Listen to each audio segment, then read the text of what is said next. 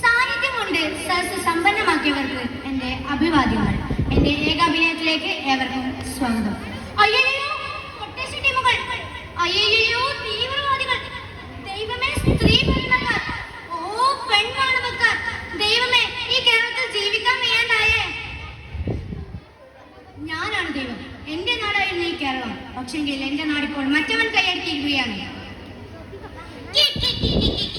മണ്ടൻ ദൈവം, ചെകുത്താനായ എന്റെ ബുദ്ധി അവനെ കാണില്ലല്ലോ വക്ര ബുദ്ധി. ഈ കേരളത്തിൽ അവനായിരുന്നല്ലോ ദൈവം. പക്ഷേ ഇത് എന്റേതാണ്, ചെകുത്താന്റെ സ്വന്തം നാട്. ഉമ്മ പറയൂ, തീവ്രവാദത്തിന്റെ പിടിയിലായ ഉമ്മാന്റെ മകൻ സുലൈമാനെ കുറിച്ച് ഉമ്മക്ക് എന്താണ് പറയാനുള്ളത്? ഓൻ നമ്മുടെ മോനല്ല, ഓനെ നമ്മൾ പെറ്റിട്ടില്ല. ഓൻ നമ്മുടെ ചങ്കീന്ന് വിളിച്ചത് പാലല്ല, നമ്മളെ തന്നെ ചോരയാ ചോര. തീവ്രവാദം എന്ന പേര് പറഞ്ഞ് മനുഷ്യരെ കൊല്ലാൻ നടക്കണം. ഓനെ കൊല്ലണം, ഓനെ കൊല്ലണം. ഇതിനെ കുറിച്ച് സുലൈമാന്റെ പാപ്പാക്ക് എന്താണ് പറയാനുള്ളത്? നമ്മളൊരു മുസ്ലിമാണ്, 5 നേരം മുടങ്ങാതെ നിസ്കരിക്കുന്ന ഒരു ബർക്കത്തുൽ ഇസ്ലാം. പക്ഷെങ്കിൽ പെറ്റുമാനെ പിറന്ന മണ്ണിനെ നശിപ്പിക്കാൻ നടക്കുന്ന ഓനെ പോലത്തെ ശൈത്താന്മാരെ കൊല്ലണം. ഓൻ നമ്മുടെ മോനല്ല, ഓ ശൈത്താനാ, ശൈത്താന്. എന്തിനാടാ ഇവിടെ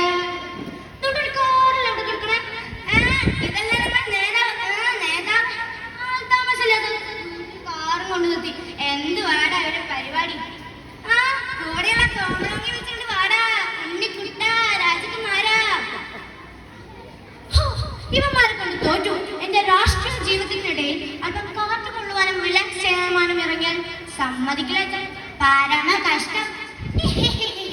കണ്ടില്ലേ, ഇതാണ് കേരളം. ഇതേപോലുള്ള സദാചാര നേതാക്കന്മാർക്ക് ഞാൻ തന്നെ വീടെടുത്ത് സകല സൗകര്യം ചെയ്തു കൊടുക്കും. അല്പം കാറ്റുകൊള്ളുവാനും റിലാക്സ് ചെയ്യുവാനും ചെകുത്താൻ കീ ജയ്. നിങ്ങൾക്കറിയാമോ, ഇന്നേക്ക് റാങ്ക് നേടിയാണ് എന്റെ മകൻ പാസ്സായത്. തന്തയില്ലാതെ വളർന്നവനാണ്. അവന് താഴെയുള്ള പെണ്ണന്മാർക്ക് പഠിത്ത ചെലവും കല്യാണമൊക്കെ ആയപ്പോൾ അവന് കൊട്ടേഷൻ സംഘത്തിൽ ചേരേണ്ടി വന്നു.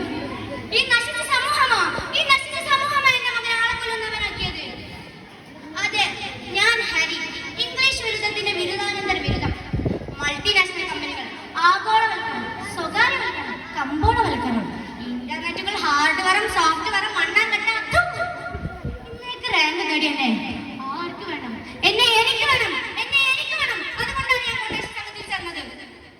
നിങ്ങളുടെ പ്രിയപ്പെട്ട കേട്ടുകൊണ്ട് മാത്രം വെക്കൂ, തിരിച്ച് ഒന്നും തന്നെ പറയാതിരിക്കുന്നു. നമ്മുടെ ലഹരി വിദൂര ക്ഷയം നമ്മളോടൊപ്പം കുപ്പറം ചേട്ടൻ എത്തിയിട്ടുണ്ട്. ആരാ മോനെ നീ? ഞാൻ നിങ്ങളുടെ അരികെ എത്തിയിരിക്കുന്നു ലഹരി വിദൂര ക്ഷയം, നിങ്ങളുടെ കിടിലൻ സുരേഷ്. എടാ നശിച്ചവന്മാരെ, നിനക്കൊക്കെ അറിയാമോ, പണ്ടൊക്കെ ഗ്രാമത്തിലെ ജീവവായു ആയിരുന്നടാ റേഡിയോ. ഇന്ന് നീ റേഡിയോ എന്നൊക്കെ പറയണ കാട്ടുന്നുണ്ട്. ദൈവം പോലും പൊറുക്കില്ലടാ. അടിയടാ ഇവനെ, ഇങ്ങനെ ജോക്കികളില്ല, ജോക്കർമാരാ ജോക്കർമാർ. അയ്യോ എന്നെ പേടിപ്പിക്കുന്ന അവളുടെ ശീലാവതി. ഇന്ന് ഞാൻ ഇന്നൊരു കലക്ക് കലക്കും.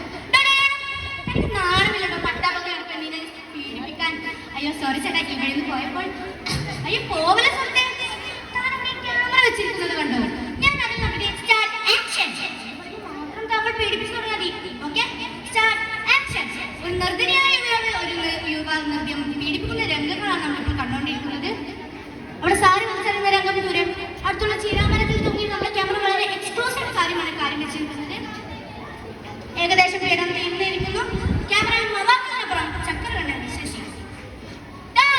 കൊഴിഞ്ഞതാണ് നിനക്കല്ലേ ഓണാക്കിയ 1-ാം സമ്മാനം. ഇത്തവണ എന്റെ മകനെ കിട്ടാൻ മതി.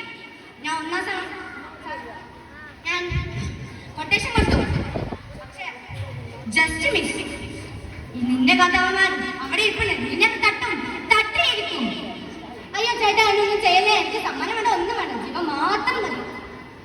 കണ്ടില്ലേ ഇവരൊക്കെ? പ്രതികരണത്തിന്റെ അവസാന ശേഷമെങ്കിലും അവശേഷിച്ചവർക്ക് പ്രതികരിക്കാം. അല്ലെങ്കിൽ നമുക്ക് ശേഷം മനുഷ്യരുണ്ടാവുകയില്ല, മതങ്ങളുണ്ടാവുകയില്ല, ദൈവങ്ങളുണ്ടാവുകയില്ല.